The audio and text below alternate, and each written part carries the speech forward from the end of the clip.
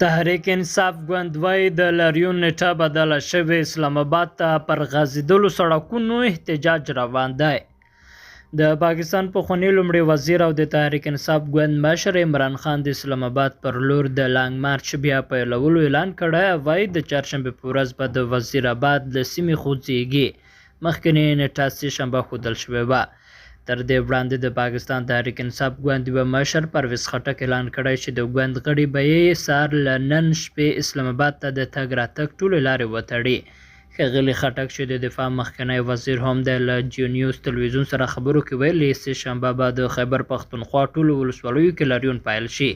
د هغه په وینا پښتونخوا کې د دوی ګوند اړوندو د ایالتي اسمبلۍ او ښاروالۍ ټولو غړو ته د ګوند مشرتابه لخوا د لاریون لارښوونه شوې.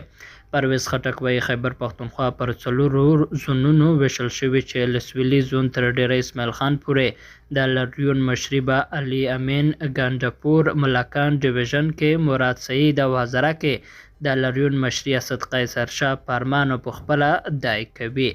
د تحریک انصاف ګوند دغه مشر زیاته کړې چې عمران خان به هر ماښام 4:30 بجې د ویډیو لینک له لارې 4 وړو ایالتونو کې خپلو ملاتړو ته ویناوې کوي.